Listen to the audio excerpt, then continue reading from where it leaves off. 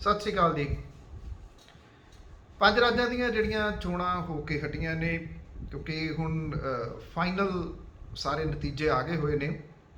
ਸੋ ਉਹਦੇ ਵਿੱਚ ਬਹੁਤ ਸਾਰੇ ਜਿਹੜੇ ਦਰਸ਼ਕ ਨੇ, ਦੋਸਤ ਨੇ, ਉਹਨਾਂ ਦਾ ਵਿਚਾਰ ਹੈ ਕਿ ਇਹਦੇ ਉੱਤੇ ਕਿੰਨੇ ਪਰਸੈਂਟ ਕਿਹੜੀ ਪਾਰਟੀ ਨੂੰ ਵੋਟ ਪਈ ਹੈ ਔਰ ਕੀ ਇਹਦਾ ਜਿਹੜਾ ਉਹ ਚੀਰ ਫਾੜ ਰਹੀ ਆ ਅਸਲ ਦੇ ਵਿੱਚ।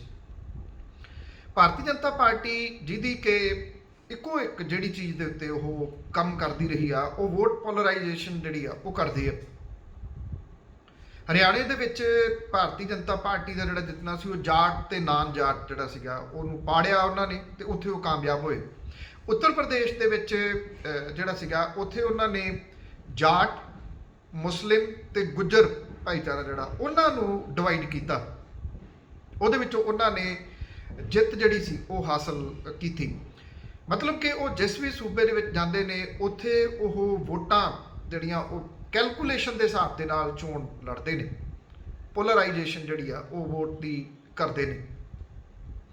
ਸਵਾਲ ਜਿਹੜੇ ਵੱਡੇ ਉੱਠ ਕੇ ਖੜੇ ਹੋ ਰਹੇ ਆ ਕਿ ਕੀ ਕਾਰਨ ਰਿਹਾ ਕਿ ਪੱਛਮੀ ਬੰਗਾਲ ਦੇ ਵਿੱਚ ਕੀ ਵੋਟ ਪੋਲਰਾਈਜ਼ ਜਿਹੜੀ ਉਹ ਹੋ ਨਹੀਂ ਸਕੀ। ਕਿਉਂਕਿ ਜੇ ਆਪਾਂ 2019 ਦੇ ਲੋਕ ਸਭਾ ਦੇ ਜਿਹੜੀਆਂ ਵੋਟਾਂ ਸੀ ਉਹਦੇ ਉੱਤੇ ਨਿਗਾਹ ਮਾਰਦੇ ਆ ਪੱਛਮੀ ਬੰਗਾਲ ਦੇ, ਤਾਂ ਉਹ 121 ਵਿਧਾਨ ਸਭਾ ਹਲਕੇ ਆ ਜਿਨ੍ਹਾਂ ਦੇ ਵਿੱਚ ਲੀਡ ਲਈ ਸੀ ਭਾਰਤੀ ਜਨਤਾ ਪਾਰਟੀ ਨੇ। ਹੁਣ ਜਦੋਂ ਉਹਦੀ ਇੱਥੇ ਵੋਟਾਂ ਉਹਨੂੰ ਮਿਲੀਆਂ ਨੇ, ਸੀਟਾਂ ਉਹ ਮਿਲੀਆਂ ਨੇ 78। ਉਹ 121 ਦੇ ਵਿੱਚ ਜਿਹੜਾ ਆਪਣਾ ਵੋਟ ਬੈਂਕ ਜਿਹੜਾ ਉਹ ਕਾਮਯਾਬ ਕਿਉਂ ਨਹੀਂ ਰੱਖ ਸਕੀ। ਇਹਦੇ ਵਿੱਚ ਬਹੁਤ ਸਾਰੇ ਸਵਾਲ ਜਿਹੜੇ ਆ ਉਹ ਇਸ ਵੇਲੇ ਵੱਡੇ ਹੋ ਕੇ ਸਾਹਮਣੇ ਜਿਹੜੇ ਆ ਰਹੇ ਨੇ। ਕੀ ਜਿਹੜੀਆਂ ਘੱਟ ਗਿਣਤੀਆਂ ਨੇ, ਖਾਸ ਤੌਰ ਦੇ ਉੱਤੇ ਮੁਸਲਿਮ ਜਿਹੜਾ ਵੋਟ ਬੈਂਕ ਸੀ, ਕੀ ਉਹ ਸਾਰਾ ਇਕੱਠਾ ਹੋ ਗਿਆ, ਜਾਂ ਜਿਹੜਾ ਹਿੰਦੂ ਵੋਟ ਬੈਂਕ ਜਿਹਦੇ ਉੱਤੇ ਨਿਗਾਹ ਸੀ ਭਾਰਤੀ ਜਨਤਾ ਪਾਰਟੀ ਦੀ, ਉਹ ਇਕੱਠਾ ਨਹੀਂ ਹੋ ਸਕਿਆ। ਸ਼ਾਇਦ ਕਿਤੇ ਨਾ ਕਿਤੇ ਜਿਹੜੇ ਮਮਤਾ ਬੈਨਰਜੀ ਨੇ, ਉਹਨਾਂ ਨੇ ਵੀ ਜਿਵੇਂ ਇੱਕ ਆਪਣੇ ਹਿੰਦੂ ਨੇਤਾ ਦੀ ਛਵੀ ਵੀ ਜਿਹੜੀ ਉਹ ਬਣਾਈ ਇਹਦੇ ਵਿੱਚ, ਤੇ ਹਿੰਦੂ ਭਾਈਚਾਰੇ ਦੀਆਂ ਜਿਹੜੀਆਂ ਵੋਟਾਂ ਨੇ ਉਹ ਵੀ ਉਹਨੂੰ ਭੁਗਤੀਆਂ, ਮੁਸਲਿਮ ਭਾਈਚਾਰੇ ਦੀਆਂ ਵੋਟਾਂ ਉਹਨੂੰ ਭੁਗਤੀਆਂ। ਔਰ ਖਾਸ ਤੌਰ ਦੇ ਉੱਤੇ ਕੁਝ ਜਿਹੜੇ ਗੜ ਕਹੇ ਜਾਂਦੇ ਭਾਰਤੀ ਜਨਤਾ ਪਾਰਟੀ ਦੇ, ਉੱਥੇ ਉਹ ਸੰਨ ਲਾਉਣ ਦੇ ਵਿੱਚ ਸਫਲ ਰਹੀ। ਔਰ ਔਰਤ, ਕਿਉਂਕਿ ਜੇ ਸਮੁੱਚੇ ਮੁਲਕ ਦੇ ਵਿੱਚ ਇਸ ਵੇਲੇ ਤੁਸੀਂ ਨਿਗਾਹ ਮਾਰੋ ਤਾਂ ਪੂਰੇ ਮੁਲਕ ਦੇ ਵਿੱਚ ਮਮਤਾ ਬੈਨਰਜੀ ਇਕੱਲੇ ਔਰਤ ਮੁੱਖ ਮੰਤਰੀ ਹੋਣਗੇ ਜੋ ਮੁੱਖ ਮੰਤਰੀ ਬਣਦੇ ਨੇ। ਬਣਨ ਦੇ ਵਿੱਚ ਕੋਈ ਅੜਚਣ ਨਹੀਂ ਹੈਗੀ ਕਿਸੇ ਕਿਸਮ ਦੀ। ਇਹ ਨਿਰਭਰ ਕਰਦਾ ਹੈ, ਕਿਉਂਕਿ ਜਿਹੋ ਜਿਹੇ ਸੁਭਾਅ ਦੇ ਮਮਤਾ ਬੈਨਰਜੀ ਹੈ, ਹੋ ਸਕਦਾ ਉਹ ਇਹ ਜਿੱਦ ਕਰ ਲੈਣ ਕਿ ਮੈਂ ਹੁਣ ਨਹੀਂ ਬਣਨਾ, ਮੈਂ ਨੈਸ਼ਨਲ ਪੱਧਰ ਦੇ ਉੱਤੇ ਜਾਣਾ, ਨੈਸ਼ਨਲ ਪੱਧਰ ਦੇ ਉੱਤੇ ਯੂਨਾਈਟ ਕਰਨਾ ਜਿਹੜਿਆਂ ਨੂੰ। ਕਿਉਂਕਿ ਇੱਥੇ ਇੱਕ ਗੱਲ ਨਹੀਂ ਭੁੱਲਣੀ ਚਾਹੀਦੀ ਕਿ ਔਰਤ ਜਿਹੜਾ ਵੋਟ ਬੈਂਕ ਹੈ ਉਹ ਪੱਛਮੀ ਬੰਗਾਲ ਦੇ ਵਿੱਚ ਬਹੁਤ ਵੱਡਾ, ਉਹ 1.5 ਕਰੋੜ ਤੋਂ ਉੱਪਰ ਹੈ। ਜੇ ਇਹੀ ਇੱਕ ਨੈਸ਼ਨਲ ਨੇਤਾ ਜੇ ਬਾਹਰ ਨਿਕਲਦੇ ਨੇ, ਉਹ ਹੁਣ ਤੋਂ ਜਿਹੜੀਆਂ ਉਹ ਤਿਆਰੀਆਂ ਆਰੰਭਦੇ ਨੇ, ਤਾਂ ਬਿਨਾਂ ਕਿਸੇ ਸ਼ੱਕ ਦੇ ਉਹ ਜਿਹੜਾ ਵੀ ਗੱਠਜੋੜ ਬਣੂਗਾ ਉਹ UPA ਗੱਠਜੋੜ ਹੋਵੇ। ਜੇ ਇਹਦੇ ਵਿੱਚ ਤੁਸੀਂ ਇੱਕ ਚੀਜ਼ ਦੇਖਣਾ ਕਿ ਸਭ ਤੋਂ ਪਹਿਲਾਂ ਜਿਹੜਾ ਉਹਨਾਂ ਨੂੰ ਮੁਬਾਰਕਬਾਦ ਜਿਹੜੀ ਦਿੱਤੀ ਹੈ ਉਹ ਸ਼ਰਦ ਪਵਾਰ ਹੋਰਾਂ ਨੇ ਦਿੱਤੀ ਹੈ। ਇਹਦੇ ਬਹੁਤ ਸਾਰੇ ਮਾਇਨੇ ਨੇ। ਸ਼ਰਦ ਪਵਾਰ ਹੋਰੀ ਜੇਕਰ ਚਾਹੇ ਉਹ UPA 2 ਬਣਦਾ ਜਾਂ UPA ਹੀ ਰਹਿੰਦਾ, ਇਹ ਹੁਣ ਕਾਂਗਰਸ ਦੇ ਹੰਕਾਰ ਦੇ ਉੱਤੇ ਬਹੁਤ ਕੁਝ ਨਿਰਭਰ ਹੈ ਕਿ ਉਹ ਥੋੜਾ ਥੱਲੇ ਜਾਂਦਾ ਜਾਂ ਅਜੇ ਉੱਥੇ ਹੀ ਕਹਾਣੀ ਜਿਹੜੀ ਆ ਉਹ ਰਾਹੁਲ ਗਾਂਧੀ ਹੋਰਾਂ ਦੇ ਆਲੇ ਦੁਆਲੇ ਘੁੰਮੀ ਜਾਂਦੀ ਹੈ। ਜੇ ਕਾਂਗਰਸ ਨੇ ਹੋਂਦ ਜਿਹੜੀ ਆ ਉਹ ਬਚਾਉਣੀ ਹੈ ਜਾਂ ਉਹਨੇ ਕਾਇਮ ਰੱਖਣੀ ਆ ਹੋਂਦ, ਤਾਂ ਉਹਨੂੰ ਉਥੋਂ ਜਿਹੜਾ UPA ਦਾ ਚੇਅਰਪਰਸਨ ਬਦਲਣਾ ਪਊਗਾ। ਉਹ ਸੰਭਾਵੀ ਰੂਪ ਦੇ ਵਿੱਚ ਸ਼ਰਦ ਪਵਾਰ ਹੋ ਸਕਦੇ ਆ। ਜੇ ਸ਼ਰਦ ਪਵਾਰ ਬਣਦੇ ਨੇ ਤੇ ਮਮਤਾ ਬੈਨਰਜੀ ਉਹਦੇ ਵਿੱਚ ਆ ਸਕਦੇ ਆ। ਕੁਝ ਲੋਕ ਮਮਤਾ ਬੈਨਰਜੀ ਨੂੰ ਮੂਹਰੇ ਲਾਉਣ ਦੀ ਗੱਲ ਕਰ ਰਹੇ ਆ, ਪਰ ਮਮਤਾ ਬੈਨਰਜੀ ਹੋਰੀ ਮੂਹਰੇ ਲਾ ਕੇ ਨਹੀਂ ਜਿਹੜਾ ਉਹ ਚੱਲਿਆ ਜਾ ਸਕਦਾ। ਉਹਦੇ ਕਈ ਕਾਰਨ ਨੇ। ਜੇ ਆਪਾਂ ਕੇਰਲਾ ਦੀ ਗੱਲ ਲਾਈਏ, ਕੇਰਲਾ ਦੇ ਵਿੱਚ, ਕੇਰਲਾ ਤੋਂ ਸ਼ੁਰੂ ਜਿਹੜਾ ਜੀ ਉਹ ਕਰ ਲੈਂਦੇ ਆ। ਉੱਥੇ ਜਿਹੜੀ ਮਾਰਕਸਵਾਦੀ ਕਮਿਊਨਿਸਟ ਪਾਰਟੀ ਆ ਉਹਨੂੰ 93 ਸੀਟਾਂ ਮਿਲੀਆਂ ਨੇ। 39.7% ਉਹਨਾਂ ਨੇ ਟੋਟਲ ਵੋਟ ਜਿਹੜਾ ਉਹ ਸ਼ੇਅਰ ਹਾਸਲ ਕੀਤਾ। 2016 ਦੇ ਵਿੱਚ ਉਹਨਾਂ ਕੋਲ 91 ਜਿਹੜੀਆਂ ਉਹ ਸੀਟਾਂ ਸੀ, 2+ ਹੋ ਗਏ। ਕੇਰਲਾ ਜਿਹੜਾ ਉਹਨੂੰ ਲੋਕ ਸਭਾ ਦੇ ਵਿੱਚ ਤੁਸੀਂ ਕਿਸੇ ਵੀ ਹਾਲਤ ਦੇ ਵਿੱਚ ਮੰਨਫੀ ਨਹੀਂ ਕਰ ਸਕਦੇ। ਤੇ ਜਿਹੜੇ ਖੱਬੇ ਸੱਜੇ ਨੇ ਉਹ ਮਮਤਾ ਬੈਨਰਜੀ ਦੀ ਪ੍ਰਧਾਨਗੀ ਨਹੀਂ ਕਬੂਲਣਗੇ। ਹਾਂ, ਸ਼ਰਦ ਪਵਾਰ ਵਰਗੇ ਕਿਸੇ ਵੀ ਨੇਤਾ ਦੇ ਨਾਲ ਉਹ ਤੁਰ ਸਕਦੇ ਆ। ਉਹਨਾਂ ਤੋਂ ਬਿਨਾਂ ਜਿਹੜਾ UPA ਆ ਉਹ ਅਧੂਰਾ ਹੋਊਗਾ, ਕਿਉਂਕਿ ਇਹਦੇ ਵਿੱਚ ਸਾਰੀਆਂ ਜਿਹੜੀਆਂ ਪਾਰਟੀਆਂ ਨੇ ਉਹ ਇਕੱਠੀਆਂ ਕਰਨੀਆਂ ਪੈਣਗੀਆਂ। ਆਪਾਂ ਅੱਗੇ ਚੱਲ ਕੇ ਇਹਦੀ ਗੱਲ ਕਰਦੇ ਹਾਂ। ਕਾਂਗਰਸ ਦਾ ਜਿਹੜਾ ਵੋਟ ਸ਼ੇਅਰ ਆ ਉਹ ਕੇਰਲਾ ਦੇ ਵਿੱਚ ਉਹਨੂੰ 41 ਸੀਟਾਂ ਮਿਲੀਆਂ ਨੇ, 33.4% ਉਹਨੂੰ ਵੋਟਾਂ ਮਿਲੀਆਂ। 2016 ਦੇ ਵਿੱਚ ਉਹਦੇ ਕੋਲੇ 47 ਸੀਟਾਂ ਸੀਗੀਆਂ, ਐਤਕੀ 41 ਨੇ, 6 ਉਹਦੀਆਂ ਘਟ ਗਈਆਂ। ਭਾਰਤੀ ਜਨਤਾ ਪਾਰਟੀ ਜਿਹੜੀ ਆ ਉਹਨੂੰ 11.3% ਵੋਟ ਸ਼ੇਅਰ ਮਿਲਿਆ ਕੇਰਲਾ ਦੇ ਵਿੱਚ। 2016 ਚ ਉਹਦੇ ਕੋਲੇ ਇੱਕ ਸੀਟ ਹੈਗੀ ਸੀ, ਐਤਕੀ ਉਹ ਵੀ ਨਹੀਂ ਰਹੀ। ਉੱਥੋਂ ਉਹਦਾ ਸੂਪੜਾ ਸਾਫ਼ ਜਿਹੜਾ ਉਹ ਹੋ ਗਿਆ। ਜਿਹੜੇ ਆਜ਼ਾਦ ਨੇ ਕੇਰਲਾ ਦੇ ਵਿੱਚ 15.5% ਉਹਨਾਂ ਨੂੰ ਵੋਟਾਂ ਮਿਲੀਆਂ। ਇੱਕ ਸੀਟ ਸੀ ਉਹਨਾਂ ਕੋਲੇ 2016 ਦੇ ਵਿੱਚ, ਇਸ ਵਾਰੀ 6 ਸੀਟਾਂ ਆਜ਼ਾਦ ਜਿਹੜਾ ਉਹ ਲੈ ਗਏ।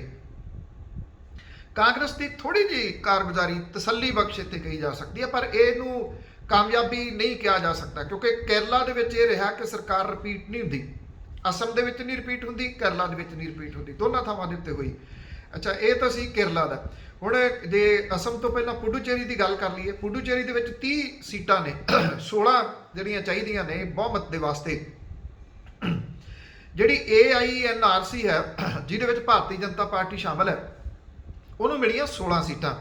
4 2016 ਦੇ ਨਾਲੋਂ ਜ਼ਿਆਦਾ ਨੇ। 43.8% ਵੋਟ ਸ਼ੇਅਰ ਉਹਨੂੰ ਮਿਲਿਆ। ਕਾਂਗਰਸ ਦੇ ਕੋਲੇ 8 ਨੇ ਔਰ 35.2% ਵੋਟ ਸ਼ੇਅਰ ਉਹਨੇ ਲਿਆ। 17 ਸੀਟਾਂ ਸੀ 2016 ਦੇ ਵਿੱਚ। ਆਜ਼ਾਦ ਨੇ ਉੱਥੇ, ਆਜ਼ਾਦ ਨੇ 6, 21% ਉਹਨਾਂ ਨੂੰ ਵੋਟ ਸ਼ੇਅਰ ਮਿਲਿਆ। ਇੱਕ ਸੀਟ ਆਜ਼ਾਦ ਦੀ ਸੀ 16 ਦੇ ਵਿੱਚ, ਐਤਕੀ 6 ਹੋ ਗਈਆਂ। ਜੇ ਮੰਨ ਲਓ ਸਾਰੇ ਆਜ਼ਾਦ ਇਕੱਠੇ ਹੋ ਜਾਂਦੇ ਆ ਕਾਂਗਰਸ ਦੇ ਨਾਲ ਤੇ 6 ਤੇ 8 ਬਣਦੀਆਂ ਨੇ 14, ਬਹੁਮਤ ਫਿਰ ਵੀ ਨਹੀਂ ਹੁੰਦਾ। ਇਹਦੇ ਵਿੱਚ ਇੱਕ ਹੋਰ ਟੈਕਨੀਕਲ ਪੁਆਇੰਟ ਆ, ਉਹ ਇਹ ਆ ਕਿ ਪੁਡੂਚੇਰੀ ਦੇ ਵਿੱਚ 3 ਸੀਟਾਂ ਜਿਹੜੀਆਂ ਉਹ ਨਾਮਜ਼ਦ ਕਰਨੀਆਂ ਹੁੰਦੀਆਂ ਕੇਂਦਰ ਦੀ ਸਰਕਾਰ ਨੇ।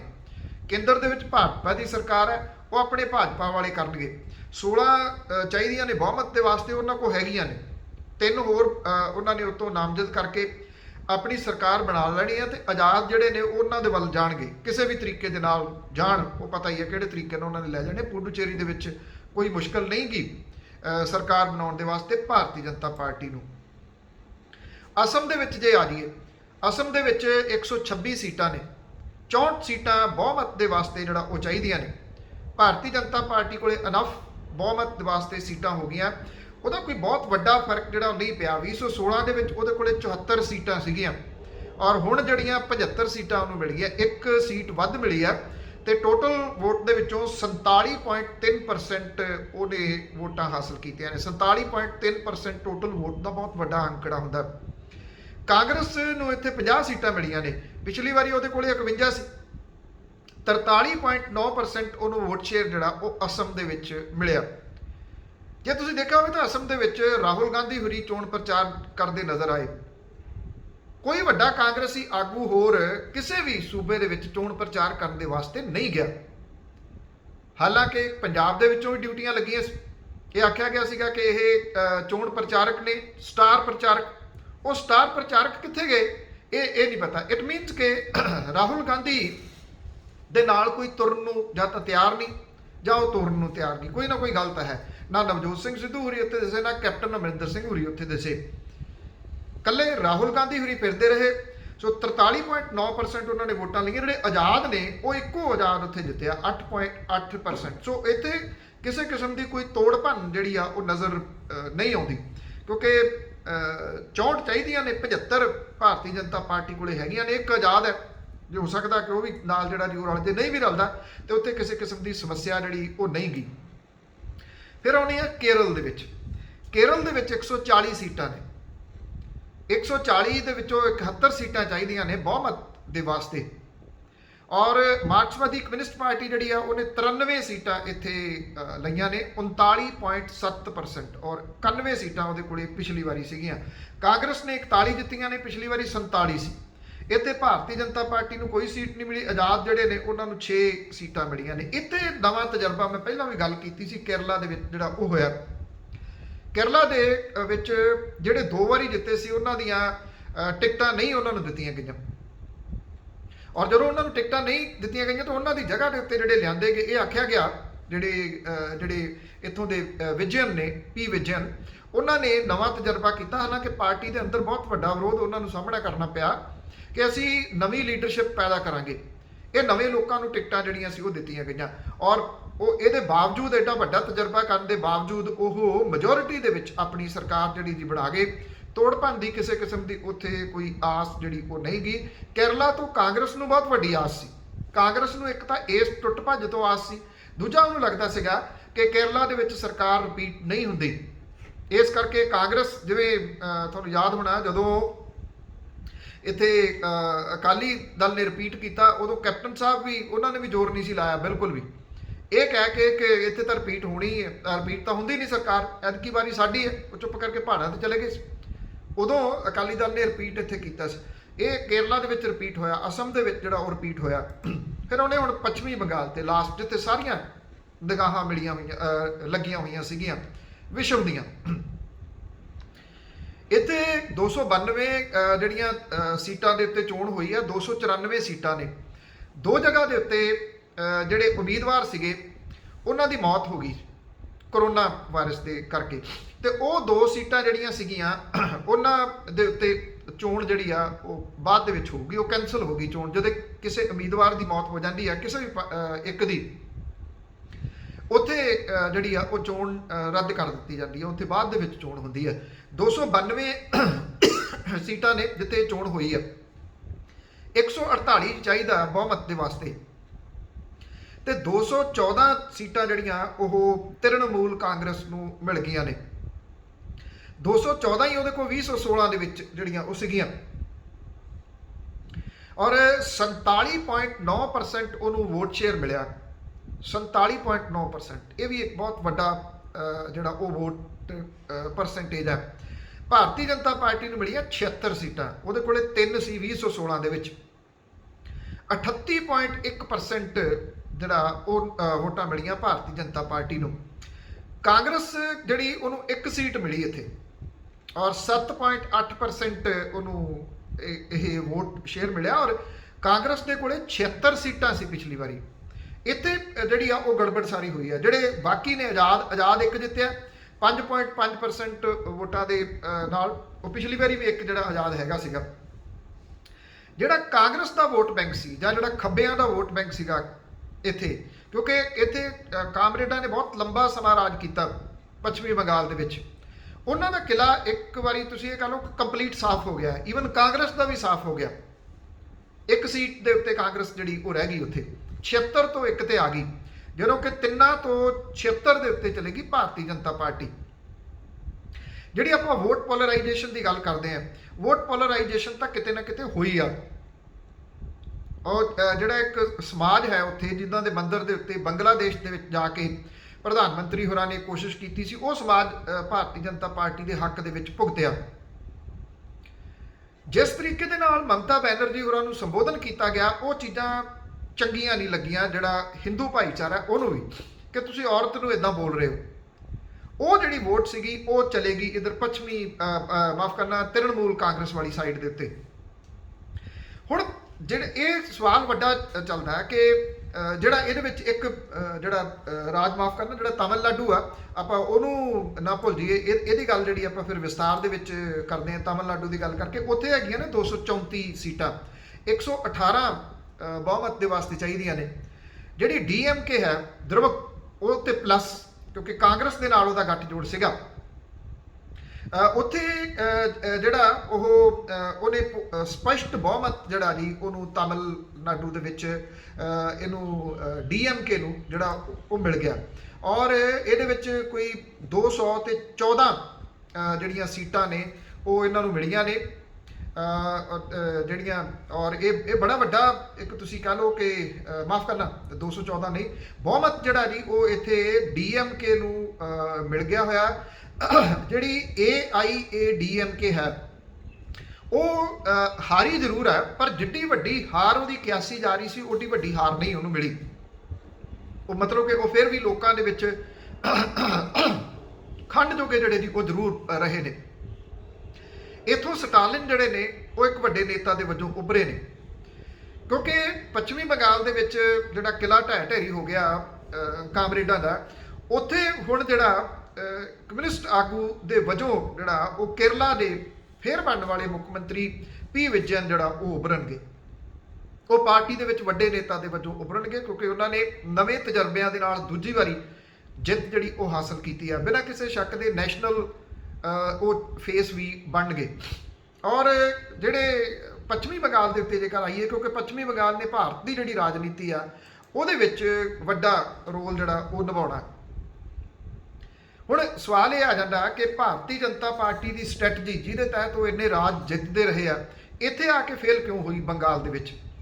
ਜੇ ਤੁਸੀਂ ਓਵਰਆਲ ਸਾਰਾ ਦੇਖਦੇ ਹੋ ਤਾਂ ਭਾਰਤੀ ਜਨਤਾ ਪਾਰਟੀ ਜਿਹੜੀ ਆ ਉਹ ਜਿੱਤਦੀ ਉੱਥੇ ਆ ਜਿੱਥੇ ਉਹਦਾ ਮੁਕਾਬਲਾ ਕਾਂਗਰਸ ਦੇ ਨਾਲ ਆ। ਕਾਂਗਰਸ ਤੋਂ ਜਿਹੜਾ ਉਹ ਮੁਕਾਬਲਾ ਨਹੀਂ ਕੀਤਾ ਜਾਂਦਾ ਭਾਰਤੀ ਜਨਤਾ ਪਾਰਟੀ ਦਾ, ਉੱਥੇ ਫਿਰ ਵੋਟ ਪੋਲਰਾਈਜੇਸ਼ਨ ਜਿਹੜੀ ਆ ਉਹ ਹੁੰਦੀ ਆ। ਭਾਰਤੀ ਜਨਤਾ ਪਾਰਟੀ ਹਾਰਦੀ ਕਿੱਥੇ ਕਿੱਥੇ ਆ? ਜਿੱਥੇ ਰੀਜਨਲ ਪਾਰਟੀਆਂ ਬਹੁਤ ਸਟਰੋਂਗ ਨੇ। ਇਟ ਮੀਨਸ ਕਿ ਜਿਹੜੀਆਂ ਰੀਜਨਲ ਪਾਰਟੀਆਂ ਨੇ ਉਹ ਆਪਣੇ ਲੋਕਲ ਮੁੱਦੇ ਉਭਾਰਨ ਦੇ ਵਿੱਚ ਸਫਲ ਰਹਿੰਦੀਆਂ ਨੇ। ਭਾਰਤੀ ਜਨਤਾ ਪਾਰਟੀ ਦੀ ਜਿਹੜੀ ਰਾਜਨੀਤੀ ਆ ਉਹ ਲੋਕਲ ਮੁੱਦਿਆਂ ਦੇ ਉੱਤੇ ਨਹੀਂ ਹੁੰਦੀ, ਉਹ ਧਾਰਮਿਕ ਤੌਰ ਦੇ ਉੱਤੇ ਜਿਹੜਾ ਉਹਨੂੰ ਉਭਾਰਦੀ ਆ। ਉਹ ਵੋਟ ਪੋਲਰਾਈਜ਼ ਜਿਹੜਾ ਜੀ ਉਹ ਕਰਦੀ ਹੈ। ਜਿਵੇਂ ਜੈ ਸ਼੍ਰੀ ਰਾਮ ਦਾ ਨਾਰਾ ਉਹਨੇ ਲਾ ਲਿਆ, ਜਾਂ ਇਹ ਕਿਹਾ ਜਾਂਦਾ ਕਿ ਡਿਸਟ੍ਰਿਕਟ ਲੈਵਲ ਦੇ ਉੱਤੇ ਕੋਈ 1200 ਤੋਂ ਲੈ ਕੇ 1500 ਤੱਕ ਇੱਕ ਜ਼ਿਲ੍ਹੇ ਦੇ ਵਿੱਚ RSS ਦੇ ਵਰਕਰ ਜਿਹੜੇ ਉਹ ਫੈਲੇ ਹੋਏ ਸੀ। ਇੰਨੇ ਹੀ ਵਰਕਰ ਜਿਹੜੇ ਨੇ ਉਹ ਭਾਰਤੀ ਜਨਤਾ ਪਾਰਟੀ ਦੇ ਇੱਕ ਡਿਸਟ੍ਰਿਕਟ ਦੇ ਵਿੱਚ 1000 ਤੋਂ 1500 ਤੱਕ ਜਿਹੜੇ ਉਹ ਫੈਲੇ ਹੋਏ ਸੀ। ਉਹਨਾਂ ਦੀਆਂ ਕੈਲਕੂਲੇਸ਼ਨ ਕਿਤੇ ਨਾ ਕਿਤੇ ਗਲਤ ਹੋਈਆਂ ਨੇ, ਕਿਉਂਕਿ ਜੇਕਰ RSS ਦੇ ਇਹ ਜਿਹੜੇ ਵਰਕਰ ਹਰੇਕ ਡਿਸਟ੍ਰਿਕਟ 'ਚ ਫੈਲੇ ਸੀ, ਭਾਰਤੀ ਜਨਤਾ ਪਾਰਟੀ ਦੇ ਫੈਲੀ ਸੀ, ਉਹ ਇਹੋ ਜਿਹੀ ਝੰਡੀ ਨਾ ਦਿੰਦੇ ਕਿ ਮੈਦਾਨ ਸਾਫ਼ ਹੈ ਆ ਜਾਓ, ਫਿਰ ਹੋ ਸਕਦਾ ਸੀਗਾ ਕਿ ਪ੍ਰਧਾਨ ਮੰਤਰੀ ਤੇ ਗ੍ਰਹਿ ਮੰਤਰੀ ਅਮਿਤ ਸ਼ਾਹ ਹੋਰੀ ਇੰਨਾ ਜ਼ਿਆਦਾ ਜ਼ੋਰ ਜਿਹੜਾ ਉਹ ਨਾ ਲਾਉਂਦੇ ਜਿਸ ਕਿਸਮ ਦਾ ਜ਼ੋਰ ਉਹਨਾਂ ਨੇ ਲਾਇਆ। ਉਹਨਾਂ ਨੇ ਤਾਂ ਮਤਲਬ ਕਿ ਸਾਰਾ ਮੁਲਕ ਇੱਕ ਪਾਸੇ ਜਿਹੜਾ ਉਹ ਛੱਡ ਦਿੱਤਾ ਕਿ ਜੇ ਇੰਨਾ ਵਾਇਰਸ ਫੈਲਿਆ ਹੋਇਆ ਤਾਂ ਫੈਲਿਆ ਰਹਿਣ ਦਿਓ, ਉਹਨਾਂ ਦੇ ਕੋਈ ਇਹਦੇ ਨਾਲ ਕੋਈ ਫਰਕ ਨਹੀਂ ਪੈਂਦਾ। ਉਹ ਲਗਾਤਾਰ ਰੈਲੀਆਂ ਜਿਹੜੀਆਂ ਸੀ ਉੱਥੇ ਕਰਦੇ ਰਹੇ। ਕਿੰਨੀਆਂ ਕੁ ਰੈਲੀਆਂ ਜਿਹੜੀਆਂ ਹੋਈਆਂ, ਤੁਸੀਂ ਇਹਨਾਂ ਦੀਆਂ ਤੋਂ ਹੀ ਹੈਰਾਨ ਜਿਹੜਾ ਜੀ ਉਹ ਹੋਗੇ। ਪੱਛਮੀ ਬੰਗਾਲ ਦੇ ਵਿੱਚ ਨਰਿੰਦਰ ਮੋਦੀ ਹੋਰਾਂ ਨੇ 17 ਰੈਲੀਆਂ ਕੀਤੀਆਂ, 221 ਸੀਟਾਂ ਜਿਹੜੀਆਂ ਵਿਧਾਨ ਸਭਾ ਦੀਆਂ ਕਵਰ ਕੀਤੀਆਂ ਉਹਨਾਂ ਨੇ, 53 ਦੇ ਉੱਤੇ ਜਿੱਤ ਮਿਲੀ। ਤਾਮਿਲਨਾਡੂ ਦੇ ਵਿੱਚ ਨਰਿੰਦਰ ਮੋਦੀ ਹੋਰਾਂ ਨੇ 3 ਰੈਲੀਆਂ ਕੀਤੀਆਂ, ਕੇਰਲਾ 'ਚ 3 ਕੀਤੀਆਂ, ਅਸਮ ਦੇ ਵਿੱਚ 8 ਕੀਤੀਆਂ, ਸਭ ਤੋਂ ਜ਼ਿਆਦਾ ਪੱਛਮੀ ਬੰਗਾਲ ਦੇ ਵਿੱਚ ਕੀਤੀਆਂ। ਔਰ 31 ਰੈਲੀਆਂ ਜਿਹੜੀਆਂ ਸੀਗੀਆਂ ਉਹ ਨਰਿੰਦਰ ਮੋਦੀ ਹੋਰਾਂ ਨੇ ਕੀਤੀਆਂ। ਔਰ ਜੇ ਗੱਲ ਕਰੀਏ ਪੱਛਮੀ ਬੰਗਾਲ ਦੇ ਵਿੱਚ ਜਿੱਥੇ 17 ਰੈਲੀਆਂ ਕੀਤੀਆਂ ਨਰਿੰਦਰ ਮੋਦੀ ਹੋਰਾਂ ਨੇ, 17 ਹੀ ਰੈਲੀਆਂ ਜਿਹੜੀਆਂ 2 ਰੈਲੀਆਂ ਸਿਰਫ ਕੀਤੀਆਂ ਰਾਹੁਲ ਗਾਂਧੀ ਹੋਰਾਂ ਨੇ ਪੱਛਮੀ ਬੰਗਾਲ ਦੇ ਵਿੱਚ, ਔਰ 20 ਸੀਟਾਂ ਕਵਰ ਜਿਹੜੀਆਂ ਸੀ ਉਹ ਕੀਤੀਆਂ। ਮਤਲਬ ਕਿ ਕਾਂਗਰਸ ਪਹਿਲਾਂ ਹੀ ਇੱਕ ਕਿਸਮ ਦੇ ਨਾਲ ਚੋਣ ਹਾਰ ਚੁੱਕੀ ਹੋਈ ਸੀ, ਜਾਂ ਉਹ ਇਹ ਸਮਝਦੀ ਸੀ ਕਿ ਜੇ ਇੱਥੇ ਜ਼ਿਆਦਾ ਜ਼ੋਰ ਲਾਇਆ ਤੇ ਵੋਟ ਜਿਹੜੀ ਆ ਉਹ ਵੰਡ ਜੂਗੀ। ਜੇ ਕਾਂਗਰਸ ਤੇ ਖੱਬਿਆਂ ਨੂੰ ਜਿਹੜੀ ਵੋਟ ਪੈਂਦੀ ਤੇ ਉਹ ਵੋਟ ਜਿਹੜੀ ਕੱਟੀ ਜਾਣੀ ਸੀ ਕਿ ਤ੍ਰਿਣਮੂਲ ਕਾਂਗਰਸ ਦੀ, ਉਹਦੇ ਵਿੱਚੋਂ ਗੇਨ ਕਰਨਾ ਸੀਗਾ ਭਾਰਤੀ ਜਨਤਾ ਪਾਰਟੀ ਨੇ। ਭਾਰਤੀ ਜਨਤਾ ਪਾਰਟੀ ਦਾ ਇਹ ਪੱਤਾ ਕਿਤੇ ਨਾ ਕਿਤੇ ਜਿਹੜਾ ਉਹ ਫੇਲ ਹੋਇਆ। ਉਹ ਚਾਹੁੰਦੀ ਸੀ ਕਿ ਖੱਬੇ ਤੇ ਕਾਂਗਰਸ ਜਿਹੜੀ ਉਹ ਸਟਰੋਂਗ ਰਵੇ। ਖੱਬੇ ਤੇ ਕਾਂਗਰਸ ਉੱਥੇ ਸਟਰੋਂਗ ਨਹੀਂ ਜਿਹੜਾ ਉਹ ਰਹਿ ਸਕੇ, ਜਿਹਦੇ ਕਰਕੇ ਜਿਹੜਾ ਸੀ ਉਹ ਵੋਟ ਬੈਂਕ ਖਿਸਕ ਕੇ ਚਲੇ ਗਿਆ ਤ੍ਰਿਣਮੂਲ ਕਾਂਗਰਸ ਦੇ ਵੱਲ, ਔਰ ਉਹ ਉੱਥੇ ਸੁਪਰ ਮੈਜੋਰਿਟੀ ਦੇ ਵਿੱਚ ਜਿਹੜਾ ਉਹ ਆ ਗਈ। ਜਿੱਥੋਂ ਤੱਕ ਰਾਹੁਲ ਗਾਂਧੀ ਹੋਰਾਂ ਦੇ ਗੱਲ ਹੈ, ਉਹਨਾਂ ਨੇ ਤਾਮਿਲਨਾਡੂ ਦੇ ਵਿੱਚ 6 ਰੈਲੀਆਂ ਕੀਤੀਆਂ, ਕੇਰਲਾ 'ਚ 9 ਕੀਤੀਆਂ, ਅਸਮ ਦੇ ਵਿੱਚ ਜਿਹੜੀਆਂ ਸੀ ਉਹ 5 ਕੀਤੀਆਂ। ਪਰ ਗੱਲ ਜਿਹੜੀ ਜੀ ਉਹ ਬਣ ਨਹੀਂ ਸਕੀ। ਹੁਣ ਵੇਖਣਾ ਇਹ ਹੋਊਗਾ ਕਿ ਜਿਹੜੇ ਅਗਲੇ ਆਉਂਦੇ ਦਿਨਾਂ ਦੇ ਦੌਰਾਨ ਜਿਹੜਾ ਇਹ ਰਾਜਨੀਤਿਕ ਮੰਚ ਹੈ ਉਹਦੇ ਉੱਤੇ ਕਿਹੋ ਜਿਹੀ ਲੀਡਰਸ਼ਿਪ ਜਿਹੜੀ ਉਹ ਤਿਆਰ ਹੁੰਦੀ ਹੈ। ਮੈਂ ਜਿਹੜੀ ਗੱਲ ਕਰ ਰਿਹਾ ਸੀਗਾ ਉਹ ਵਿੱਚ ਨਾ ਰਹਿ ਜੇ ਕਿ ਜਿੱਥੇ ਜਿੱਥੇ ਭਾਰਤੀ ਜਨਤਾ ਪਾਰਟੀ ਨੇ ਮੁਕਾਬਲਾ ਕੀਤਾ ਉਹ ਕਾਂਗਰਸ ਨਾਲ ਕੀਤਾ ਤੇ ਉੱਥੋਂ ਜਿੱਤੀ। ਕਾਂਗਰਸ ਦੇ ਕੋਲੇ ਉਹ ਦਮਖਮ ਨਹੀਂ ਰਿਹਾ ਹੁਣ ਇਸ ਵੇਲੇ ਲੜਨ ਦਾ, ਨਾ ਉਹਦੇ ਕੋਲੇ ਸਟ੍ਰੈਟਜੀ ਮੇਕਰ ਨੇ। ਜਿਹੜੇ ਉਹਦੇ ਬਹੁਤੇ ਨੇਤਾ ਨੇ ਉਹ ਚਿੱਠੀ ਲਿਖ ਕੇ ਨਾਰਾਜ਼ ਹੋ ਕੇ ਸਾਈਡ ਦੇ ਉੱਤੇ ਬੈਠੇ ਨੇ। ਜਿੱਥੇ ਜਿੱਥੇ ਰੀਜਨਲ ਪਾਰਟੀਆਂ ਜਿਹੜੀਆਂ ਉਹ ਉੱਠੀਆਂ, ਚਾਹੇ ਤੁਸੀਂ ਦਿੱਲੀ ਵਾਲੀ ਜਿਹੜੀ ਦੀ ਉਹ ਗੱਲ ਲੈ ਲਓ, ਤਾਮਿਲਨਾਡੂ ਦੀ ਗੱਲ ਲੈ ਲਓ। ਦਿੱਲੀ ਦੇ ਵਿੱਚ ਜਦੋਂ ਆਮ ਆਦਮੀ ਪਾਰਟੀ ਦੁਬਾਰਾ ਜਿੱਤੀ ਹੈ, ਉਹਦੇ ਕੋਲੇ ਲੋਕਲ ਮੁੱਦੇ ਸੀਗੇ, ਉਹ ਭਾਰਤੀ ਜਨਤਾ ਪਾਰਟੀ ਉਹਨਾਂ ਦੀ ਕਾਟ ਨਹੀਂ ਕਰ ਸਕੀ। ਤਾਮਿਲਨਾਡੂ ਦੇ ਵਿੱਚ ਸਟਾਲਿਨ ਹੋਰਾਂ ਨੇ ਲੋਕਲ ਤੌਰ ਦੇ ਉੱਤੇ ਭਾਰਿਆ, ਕੇਰਲਾ ਦੇ ਵਿੱਚ ਉਹਨਾਂ ਦੇ ਲੋਕਲ ਮੁੱਦੇ ਭਾਰੂ ਰਹੇ। ਪੱਛਮੀ ਬੰਗਾਲ ਦੇ ਵਿੱਚ ਉੱਥੇ ਲੋਕਲ ਮੁੱਦੇ ਜਿਹੜੇ ਸੀਗੇ ਉਹ ਭਾਰੂ ਰਹੇ। ਉਹਨਾਂ ਲੋਕਲ ਮੁੱਦਿਆਂ ਨੇ ਪੈਰ ਜਿਹੜੇ ਸੀ ਉਹ ਭਾਰਤੀ ਜਨਤਾ ਪਾਰਟੀ ਦੇ ਨਹੀਂ ਲੱਗਣ ਦਿੱਤੇ, ਜਿਹੜਾ ਕਿ ਇਸ ਪਾਸੇ ਵੱਲ ਇਸ਼ਾਰਾ ਕਰਦਾ ਕਿ ਰੀਜਨਲ ਪਾਰਟੀਆਂ ਜਿਹੜੀਆਂ ਨੇ ਉਹਨਾਂ ਦਾ ਰੋਲ ਆਉਂਦੇ ਸਮੇਂ ਦੇ ਦੌਰਾਨ ਭਾਰਤ ਦੀ ਰਾਜਨੀਤੀ ਦੇ ਉੱਤੇ, ਇਸ ਸਿਆਸੀ ਪਿੜ ਦੇ ਉੱਤੇ ਬਹੁਤ ਵੱਡਾ ਰਹੂਗਾ। ਔਰ ਇਹ ਲੋਕਲ ਜਿਹੜੇ ਮੁੱਦਿਆਂ ਦੇ ਉੱਤੇ ਆਧਾਰ ਤੋਂ ਵਿਧਾਨ ਸਭਾ ਦੇ ਵਿੱਚ ਜਿੱਤ ਕੇ ਮੁੜ ਕੇ ਲੋਕ ਸਭਾ ਨੂੰ ਜਿਹੜਾ ਉਹ ਜਿੱਤ ਕੇ ਭਾਰਤੀ ਜਨਤਾ ਪਾਰਟੀ ਨੂੰ ਟੱਕਰ ਜਿਹੜੀ ਉਹ ਦੇ ਸਕਦੇ ਆ। ਹੁਣ ਬਹੁਤੀ ਨਿਗਾਹ ਜਿਹੜੀ ਦੀ ਉਹ ਰਹੂਗੀ ਉੱਤਰ ਪ੍ਰਦੇਸ਼ ਦੇ ਉੱਤੇ ਔਰ ਦੂਸਰੀ ਉੱਤਰਾਖੰਡ ਦੇ ਉੱਤੇ। ਇੱਥੇ ਜਿਹੜਾ ਜੀ ਦੋ ਜਗ੍ਹਾ ਦੇ ਉੱਤੇ ਨਿਗਾਹ ਰਹੂਗੀ। ਵੈਸੇ ਕਿਸਾਨ ਜਥੇਬੰਦੀਆਂ ਨੇ ਵੀ ਇੱਥੇ ਜਿਹੜਾ ਇਹ ਕਹਿ ਦਿੱਤਾ ਕਿ ਅਸੀਂ ਵੀ ਤਿਆਰ ਇਹਨਾਂ ਦੋ ਰਾਜਾਂ ਦੇ ਵਾਸਤੇ, ਔਰ ਭਾਰਤੀ ਜਨਤਾ ਪਾਰਟੀ ਲੋਕਾਂ ਨੂੰ ਕਹਾਂਗੇ ਕਿ ਭਾਰਤੀ ਜਨਤਾ ਪਾਰਟੀ ਨੂੰ ਵੋਟਾਂ ਨਾ ਪਾਉਣ। ਉਂਝ ਵੈਸੇ ਭਾਰਤੀ ਜਨਤਾ ਪਾਰਟੀ ਦੀ ਉੱਤਰ ਪ੍ਰਦੇਸ਼ ਦੇ ਵਿੱਚ ਜਿਹੜੀਆਂ ਨਿਗਮ ਚੋਣਾਂ ਹੋਈਆਂ ਨੇ ਉਹਦੇ ਵਿੱਚ ਹਾਲਤ ਵਾਹਵਾ ਜਿਹੜੀ ਜੀ ਉਹ ਪਤਲੀ ਹੋਈ ਪਈ ਆ, ਜਿਹੜੀ ਕਿ ਵਿਧਾਨ ਸਭਾ ਦੀਆਂ ਚੋਣਾਂ ਦੇ ਵੱਲ ਵੀ ਸੰਕੇਤ ਕਰਦੀ ਹੈ, ਕਿਉਂਕਿ ਪੱਛਮੀ ਬੰਗਾਲ ਦੀਆਂ ਚੋਣਾਂ ਦੇ ਵਿੱਚ ਕਰੋਨਾ ਦਾ ਸਾਰਾ ਕੁਝ ਲੜਾਈ ਛੱਡ ਕੇ ਲੋਕਾਂ ਨੂੰ ਮੌਤ ਦੇ ਮੂੰਹ ਦੇ ਵਿੱਚ ਪਾ ਕੇ ਉੱਥੋਂ ਦੇ ਮੁੱਖ ਮੰਤਰੀ ਪੱਛਮੀ ਬੰਗਾਲ ਦੇ ਵਿੱਚ ਜਾ ਕੇ ਬਹੁਤ ਸਾਰੀਆਂ ਰੈਲੀਆਂ ਜਿਹੜੀਆਂ ਉਹ ਕਰ ਰਹੇ ਸਨ। ਸੋ ਇਹ ਸੀ 5 ਰਾਜਾਂ ਦੇ ਵਿੱਚ ਇਹ ਹੋਈ ਚੋਣ, ਔਰ ਇਹਦੇ ਵਾਸਤੇ ਇਹਦਾ ਜਾਣਨਾ ਤੁਹਾਡੇ ਲਈ ਇਸ ਕਰਕੇ ਜ਼ਰੂਰੀ ਹੈ ਕਿ ਇਹਦਾ ਜਿਹੜਾ ਨੈਸ਼ਨਲ ਪੋਲਿਟਿਕਸ ਹੈ, ਜਿਹੜੀ ਭਾਰਤ ਦੀ ਰਾਜਨੀਤੀ ਆ, ਉਹਦੇ ਉੱਤੇ ਬਹੁਤ ਵੱਡਾ ਅਸਰ ਆਉਂਦੇ ਦਿਨਾਂ ਦੇ ਦੌਰਾਨ ਜਿਹੜਾ ਉਹ ਪਊਗਾ, ਆਉਂਦੇ ਸਾਲਾਂ ਦੇ ਵਿੱਚ ਜਿਹੜਾ ਉਹ ਪਊਗਾ, ਜਿਹੜਾ ਕਿ ਅਜੇ ਤੱਕ ਤੋੜ ਨਹੀਂ ਲੱਭਿਆ ਜਾ ਸਕਿਆ ਭਾਰਤੀ ਜਨਤਾ ਪਾਰਟੀ ਦਾ ਜਾਂ ਨਰਿੰਦਰ ਮੋਦੀ ਹੋਰਾਂ ਦਾ, ਔਰ ਉਹਦਾ ਤੋੜ ਲੱਭਿਆ ਜਾ ਸਕੂਗਾ। ਇਹ ਵੱਡਾ ਜਿਹੜਾ ਉਹ ਸਵਾਲ ਹੈ। ਤੁਸੀਂ ਇਸ ਚੈਨਲ ਨੂੰ ਸਬਸਕ੍ਰਾਈਬ ਜ਼ਰੂਰ ਕਰ ਲੈਣਾ ਔਰ ਬੈਲ ਆਈਕਨ ਬਟਨ ਜਿਹੜਾ ਉਹ ਪ੍ਰੈਸ ਕਰ ਦੇਣਾ ਤਾਂ ਕਿ ਅਗਲੀ ਵੀਡੀਓ ਜਦੋਂ ਵੀ ਆਵੇ ਤੇ ਤੁਹਾਨੂੰ ਉਹਦਾ ਨੋਟੀਫਿਕੇਸ਼ਨ ਪ੍ਰਾਪਤ ਹੋ ਸਕੇ। ਧੰਨਵਾਦ। ਸਤਿ ਸ਼੍ਰੀ ਅਕਾਲ।